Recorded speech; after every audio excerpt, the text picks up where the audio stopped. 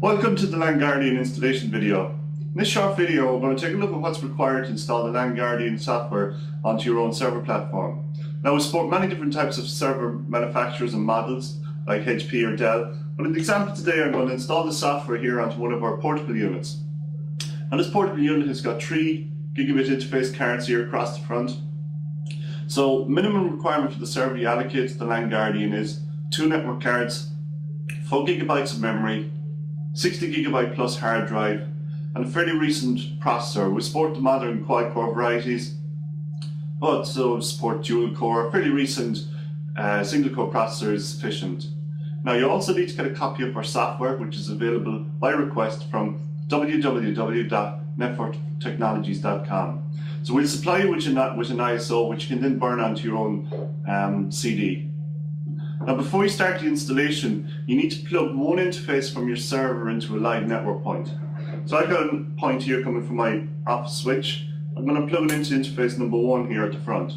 So if you take a look at the server you've allocated to the LANGuardian and plug a live network point into whatever interface is labelled number 1, they're usually labelled 1 to 2, and that will make the installation a lot easier later on. Okay, well let's take a look at what's required now to install the software onto the unit. Okay, at this stage we've inserted the LANGuardian install CD into our server and we've booted up. So after the initial BIOS screens and some initial boot up text, we'll arrive at this menu here. So what we want to do is we want to choose option 2, install LANGuardian to disk.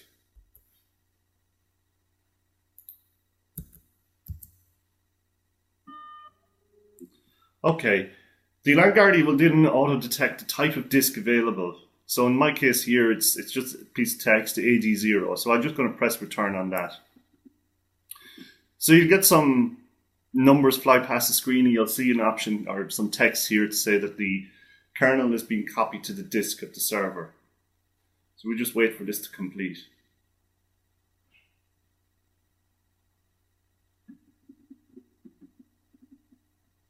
Now once this is complete, we need to configure the management interface of the LANGuardian. So we want to select yes to this option here. Now, it's going to detect a number of network cards on the server. Now, I've plugged in one interface here, so it's EM0, and the important piece here is that it's listed as connected, so we can see that here in the status. So I'm just going to type in we want to use EM0. We now need to assign an IP address to this network card. So I'm going to just leave it on the default there, 192.168.127.200. Going to leave it as the default subnet mask. And I'm going to leave mine as the default router address. Now once this completes, the installed software will automatically add all other interfaces as sensor ports. So in the next piece of this video, we're going to look at how do we get traffic out to the sensor ports of the LANGuardian. Now what we do here is we just Control-Alt-Delete, remove the CD, and the LANGuardian should boot up using its own operating system.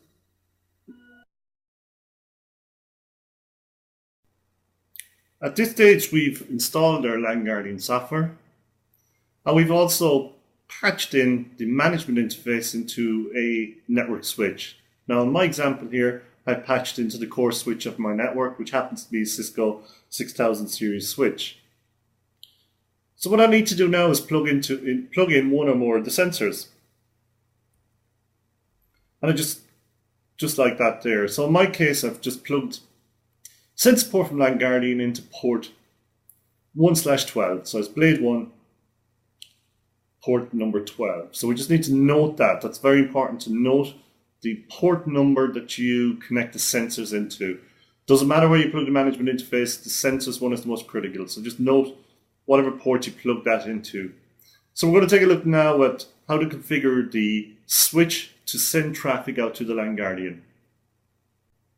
To configure the network switch, we can either telnet on, we can SSH on, or we can also use the console port directly on the core switch. In my case here, I'm going to configure a Cisco 2970 The commands I'm going to use here are very similar to the ones you'd use with a 6900 series switch, 4000 series Cisco switch, or if you've got other manufacturers' switches like a HP or Juniper, and maybe Tricom. If you just want to check their documentation for those switches, or maybe do a search in Google for something like a span and the type of switch you have, or port mirror the type of switch you have. Okay, what I've telnetted on here to my core switch. First thing I need to do is go into enable mode, which I'm in here.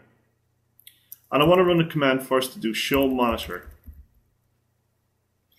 Just make sure that we don't actually have monitoring already configured. On a Cisco switch, we have the option for 2 monitor sessions. So we could have 2 different types of network analysis devices connected. What I also need to check is to run the show VLAN command. And I just need to make sure that I have the numbers for any VLAN I want to monitor. Now in my case here, I've got all of my network equipment in a single VLAN, VLAN number 1. You may have clients in a different VLAN, you may have servers in a different VLAN, you may have WAN equipment in a different VLAN. So just note the number for the VLANs that we want to monitor. So I'm looking at the output here, and I'm going to only monitor VLAN number 1. Okay, so now to set up monitoring, just go into configuration mode. And we use the following commands. Monitor session 1, source VLAN. Now I'm just going to use 1. If you want to use multiple VLANs, you can do 1 space a comma 2 space a comma 100. But I'm just going to monitor VLAN 1 here, which is my default VLAN. Now at the end of the line, you also should put in both. Now it defaults to both, but just to have the full command, monitor session 1, source VLAN 1. The both means that we want to monitor traffic in both directions. So both ingress and egress traffic. Now the second part of the command is monitor session 1, destination, interface. So in my previous diagram, I had a sensor connected to port 1/12. Now I've also connected another sensor, the same switch, on 0/1. So I'm going to use that port to send the traffic out to. So this is the really important piece. The interface you specify here will correspond to the sensor interface on the LANGuardian. So it's not the management interface, it's the sensor interface of the LANGuardian. So I'm just going to choose here Gigabit Ethernet 0/1. I could use the other port I plugged in, which is in 1/12, but I'm going to stick here on 0/1. So it's module 0, port number 1. So you just hit return on that. So that's monitoring now configured. So we'll just go back here, and we can copy that configuration to the startup config. Important you do that because if the switch reboots, you're going to lose your monitoring. The switch doesn't require to be rebooted. It doesn't impact on the operation of the switch. In fact, the monitoring is happening as we speak. Traffic is now being sent out to the LANGuardian. So just to complete things here, I'm going to do a copy run start to save my configuration.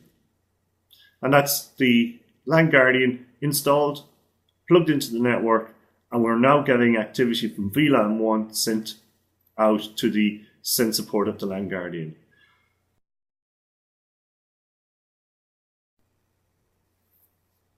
To access the LANGuardian, you need to use your web browser. If you HTTPS to the LANGuardian management IP address that you've assigned. Now, my earlier example, I used 192.168.127.200, so I would HTTPS to that IP address. The default username is administrator, the default password is also administrator. Just note the capital A there. I would strongly recommend you change that password the moment you log on. Password change option is available on the left-hand navigation menu under System Administration. For further information about the LANGuardian. You can look at our website, www.net4technologies.com. And also, if you want, take a look at some videos on YouTube.